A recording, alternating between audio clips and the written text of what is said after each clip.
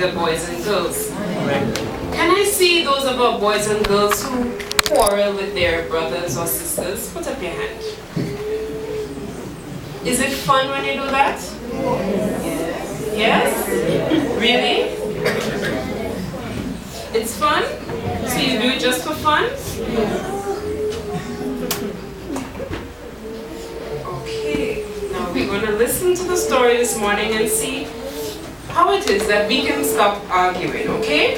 Those of our boys and girls who quarrel with each other, let's listen to the story so we can stop doing it. The name of the story this morning is 30,000 Feet Up and Arguing. Now what do you think they were doing? They were in a plane. Yes, it is. Scott ground his teeth together. No, it's not, Nicholas. Yes, it is. No, it's... Scott, Dad interrupted. What is the argument about this time? Scott turned away from the airport window and looked at his father.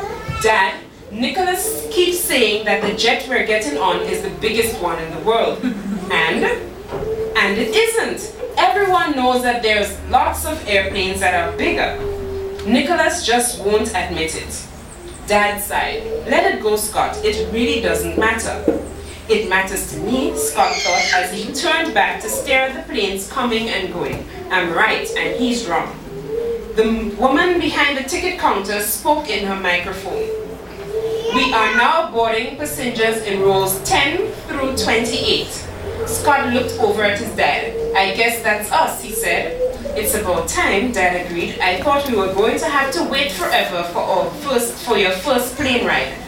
Now where's your brother? Nicholas, let's go. Scott followed them down the jetway. He didn't want to admit it, but he felt a little nervous. Nicholas didn't seem to be. I want to sit by the window, Nicholas announced. We've already had this discussion, Dad said quickly. We agreed that you could sit by the window for the first half of the trip, then Scott will sit for the last half. Scott looked at his ticket. I'm supposed to sit by the window the whole way, he said to himself, but he didn't say it out loud. Before long, they were seated and buckled in. A voice spoke from the speaker above their heads. Welcome aboard. This is your captain speaking. We'll be taxiing out on the runway for the next few minutes. Please pay attention while the flight attendants demonstrate the safety features of our airplane. Scott watched the man on the aisle show how to buckle the seatbelts and what to do if oxygen masks came down. In case of a water landing, your seat cushion becomes a flotation device, he said. What does that mean? Scott asked his dad. Do our seats float? No, just the cushion you're sitting on, Dad explained. It comes loose and like a life jacket will help you float if you land in water. If we crash in the water, I'm not going to float, Nicholas declared. I'm swimming to the shore. What if we're 5 miles from land? Scott asked. I'd still swim, Nicholas decided.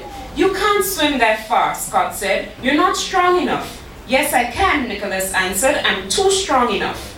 No, you're not. Yes, I am. Boys, Dad held up his hand. Let's agree that no one will speak until the airplane is in the air, okay? Just nod to answer. Scott nodded and sat back. The captain's voice came on again. Prepare for takeoff, he said. Before Scott was ready, the plane started going faster. The shaking and vibrating got worse. The noise of the jet engines got louder. Scott tightened his grip on the armrest. He glanced over at his brother. Nicholas was trying to lean forward so he could see out the window. He wasn't holding on at all. Just when Scott was sure the plane was going to crash or fall apart, the front tipped up and they were off the ground. It was a lot smoother, but it was even stranger. Oh, wow, look at that, Nicholas called. Scott closed his eyes until he got used to the feeling of being in the air. Feeling better? His dad asked after a few minutes. Oh, yeah, Scott said. It just felt a little weird, that's all. I know, Dad agreed. It makes me feel the same way, but you get used to it. He glanced at Nicholas. Look at him, just like Mom. Flying never bothers her at all. Scott frowned. Nicholas and I are not much alike, are we? No, you're not. I think that's why you argue so much. But Scott, I don't think you're ever going to argue him into changing his mind. At least I have never argued your mother into changing hers. Scott thought about that.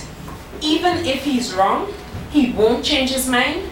When they got further from the ground, Nicholas got bored with the window.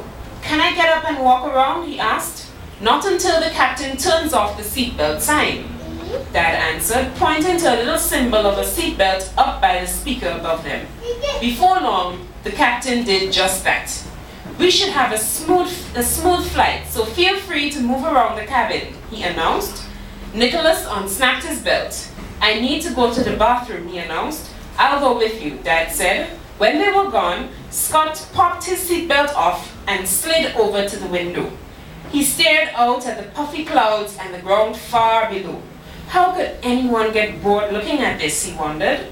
For some reason, in spite of the loud noise of the engines, he could hear the conversation of the two men in front of him. They were arguing. No way, one said. The Panthers are the best team. They've won the most games. I say the Red Dogs are better, the other one replied. By the way, by the end of the season, everyone will know I'm right. Yes, Scott agreed silently. You're absolutely right, and he's wrong. Well, I guess we'll have to agree to disagree, the first man decided. You can think what you want, and I'll think what I want. I know I'm right anyway. They laughed and started talking about something else, but Scott kept thinking about it. Agree to disagree, he thought, even if you know you're right. Nicholas and Dad were back before long, and it didn't take long to start another argument. Nicholas was sitting by the window. I saw a balloon, he announced, one of those red kinds, like I had at my birthday party. No, you didn't, Scott said automatically. A birthday balloon couldn't get this high. Yes, it could, Nicholas said. No, it... Scott stopped. He looked at his dad's growing frown. Well, you think what you want, and I'll think what I want. We'll just agree to disagree. Nicholas was confused. Yes, okay, I guess. Dad was confused too. Hey, I like the sound of that. Well, Scott said with a little smile, I just think differently than Nicholas does. I know I'm right, he added, but I guess it's okay if he thinks he is too. Boys and girls, let's agree to disagree.